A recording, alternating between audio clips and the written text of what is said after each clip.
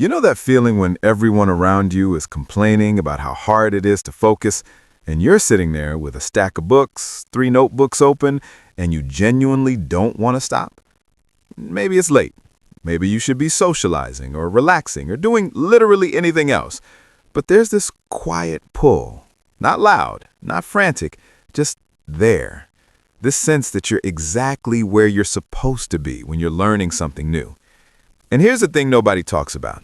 We've been conditioned to think there's something wrong with that person, the one who'd rather stay in on a Friday night with a commentary or a deep theological text than go out, the one who gets genuinely excited about understanding a new Greek word or tracing a theme through Scripture.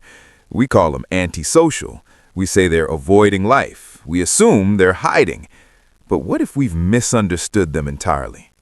Because the truth is, the same culture that celebrates the athlete's discipline, the musician's practice, the entrepreneur's hustle, quietly mocks the person whose discipline is intellectual, whose practice is study, whose hustle is understanding. And that double standard, it reveals something deeper about what we value and what we're afraid of. Let's separate the stereotype from the reality for a moment. The stereotype says people who love studying are escaping. They're socially awkward. They're afraid of real life, so they bury themselves in books and ideas because it's safer than being vulnerable with actual people. The reality, some of the most emotionally intelligent, deeply connected people you'll ever meet are the ones who've trained themselves to sit still long enough to think, to wrestle with ideas, to let wisdom shape them slowly, over time, in a way that instant gratification never could. King Solomon, the wisest man who ever lived according to Scripture, didn't just wake up wise. 1 Kings tells us he asked God for an understanding heart, and then he spent years observing, studying, writing, thousands of proverbs, songs, reflections on nature, human behavior, the character of God. He wasn't hiding from life. He was trying to understand it deeply enough to live it well. That's the difference. There's a concept in biblical wisdom literature called the fear of the Lord. And before your mind jumps to terror or anxiety, pause, because the Hebrew word there, yirah, means something closer to reverence, awe, the kind of respect that makes you want to pay attention, to lean in, to learn. Proverbs says it's the beginning of knowledge, not the end, the beginning. And here's why that matters. When you study out of reverence, out of genuine awe for truth and for God, something shifts in your brain. It's not about performance. It's not about proving anything. It's about alignment. You're no longer forcing yourself to focus. You're being drawn towards something that feels bigger than you, and the studying becomes less like work and more like worship. Neuroscience has a word for this, actually, flow state. That mental space where time disappears, where effort feels effortless, where you're so absorbed in what you're doing that everything else fades. Athletes talk about it, artists talk about it, but students, people who study scripture, theology, history, languages, they experience it too. They just don't get the same recognition for it. But here's what's happening in those moments. Your brain is releasing dopamine.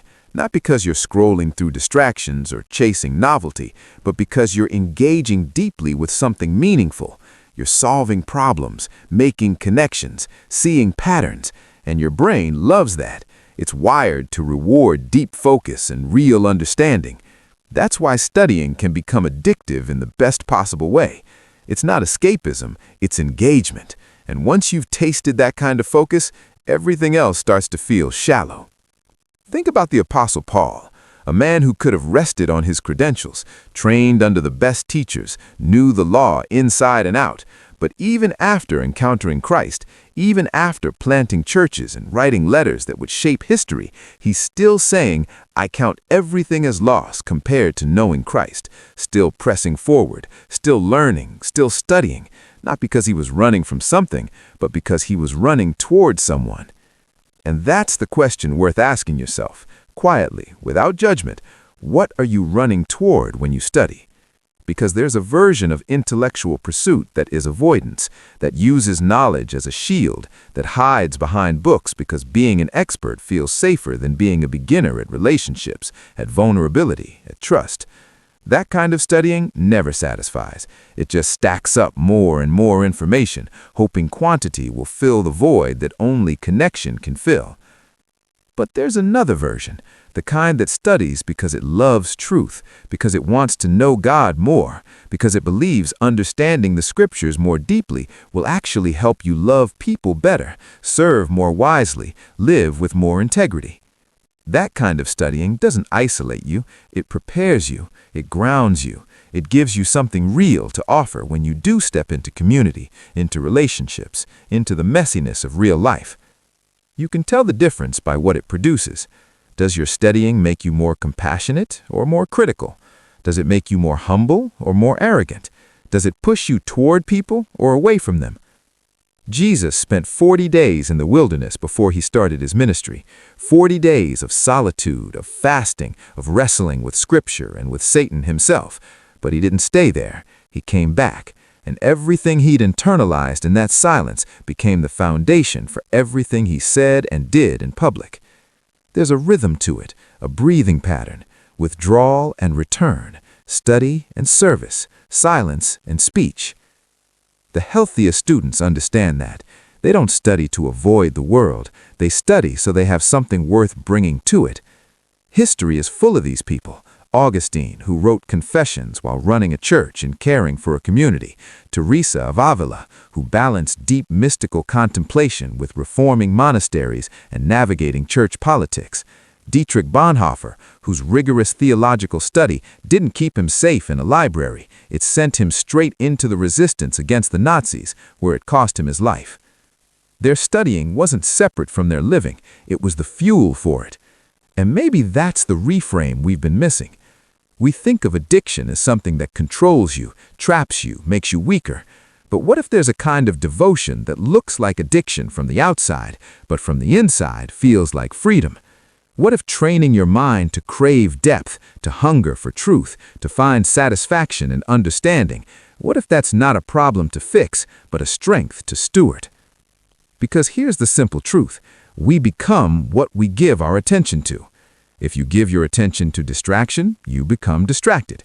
If you give it to outrage, you become angry. If you give it to shallow entertainment, you become shallow. But if you give your attention to Scripture, to wisdom, to the slow work of understanding God and yourself and the world He made, you become someone different, someone grounded, someone thoughtful, someone who can sit with complexity without needing to rush to conclusions, someone who can hold tension without falling apart. That's not weakness, that's strength, and the world needs more of it. So if you're the person who'd rather stay in and study than go out and pretend, if you're the one who gets genuinely excited about a new theological insight, if you've ever felt guilty for loving to learn, maybe it's time to stop apologizing for it. Maybe the real question isn't why you love studying. Maybe it's whether you're studying the right things for the right reasons in a rhythm that keeps you connected to both God and people.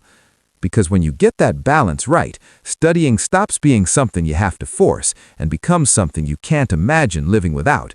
Not because you're addicted to the feeling, but because you're addicted to becoming who God made you to be. And there's nothing easy about that, actually, but there's also nothing more worth it.